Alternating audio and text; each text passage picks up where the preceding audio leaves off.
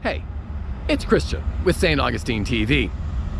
You know, it's actually been kind of a chilly winter this winter in North Florida. But, as I'm recording this, it's the end of February. So that means the good weather is here. And if you're like me, you like to get out and enjoy the great outdoors. So, we're gonna have a little mini-series on the channel featuring some of St. Augustine's best parks. And I've got a good one for you today. I am here at Fish Island. Welcome to Fish Island Preserve, one of the last undeveloped waterfront parcels in St. Augustine. Today, we're going on a short hike through this coastal maritime forest. But this trail also carries more than just natural beauty. It carries history. So let's go. Let's explore.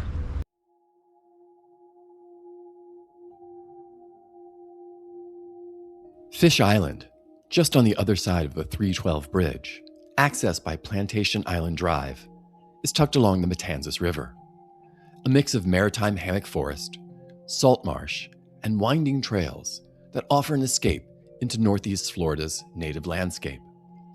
With live oaks overhead, cabbage palms lining the path, and Spanish moss blowing in the breeze, this place is a glimpse of pre-development Florida. This preserve was not always public land. And in fact, not long ago, it was almost developed for condos, until a fight by local activists prompted the state of Florida to step in and purchase the land to ensure its protection. A true win for conservation, and you are one of the beneficiaries. The island's name comes from Jesse Fish, an English merchant from New York who arrived in St. Augustine as a young boy in the 1730s during Spanish rule and spent the rest of his life here. He established one of Florida's earliest commercial fruit plantations, called El Vergel, or the Garden, on this land in the mid-18th century. By the end of the 1760s, his citrus groves on this island included thousands of orange trees and were known across the British Empire and in Spain. His oranges were even shipped and consumed in London. This all happened before and during British rule of Florida, 1763 to 1783.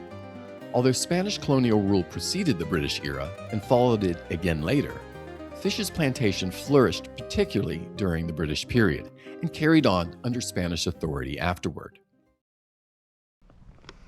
As we walk along beneath this canopy of live oak and cabbage palm, it's hard to imagine that this land was once cleared and cultivated. In the 18th century, this area supported a working plantation, rows of citrus trees where a dense forest now stands. What you're seeing today is actually nature's reclamation.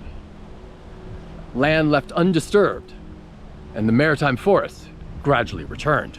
You know, this type of coastal hammock, with its thick oak canopy, palmetto understory, and transition into tidal marsh along the Matanzas River, was once widespread throughout Northeast Florida. But development has reduced much of it. Here, it survived, not because it was never used, but because it was allowed to recover. Over the centuries, this landscape has supported native inhabitants, European settlers, plantation agriculture, and now wildlife and public recreation. What feels ancient is, in many ways, a second growth, a restored ecosystem layered over history. This preserve includes uplands that support a mature tree canopy and some wetlands that transition into salt marsh along the Matanzas River. We are on my favorite part of the trail right now where, live oak is intertwining with cabbage palm, and there's some scraggly cedar around and some loblolly pine, and of course, palmetto, yaupon. And this part is just sort of the epitome of a Northeast Florida coastal maritime forest. It's beautiful.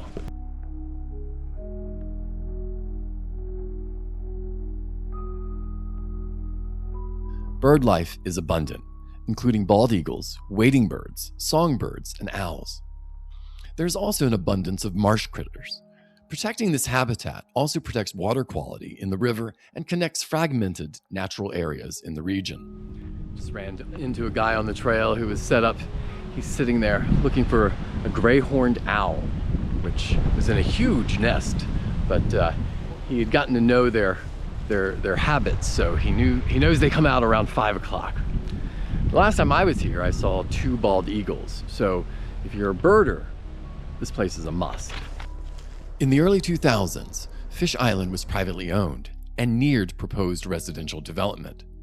This sparked opposition from residents. Local activists launched the Save Fish Island initiative starting in 2018, bringing together environmental groups, citizens, and elected officials.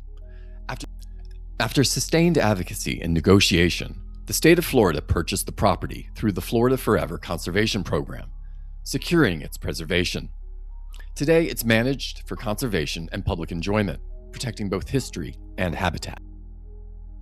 For anyone in St. Augustine, Anastasia Island, or along the 207 corridor, this is one of the most accessible places to experience coastal maritime forest without a long drive. Whether you're here to walk a dog, a short hike, fishing, birdwatching, or just breathing fresh river air, Fish Island delivers a direct connection to Northeast Florida's natural heritage. Thank you for coming along on this hike. Places like Fish Island remind us that conservation isn't just about protecting scenic views.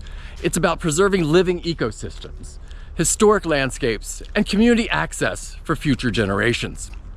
Whether you live in the area or are just visiting, Fish Island is well worth your time to explore. There's a lot to do around here.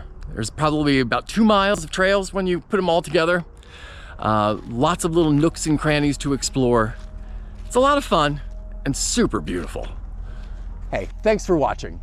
For more local history and content, don't forget to like and subscribe.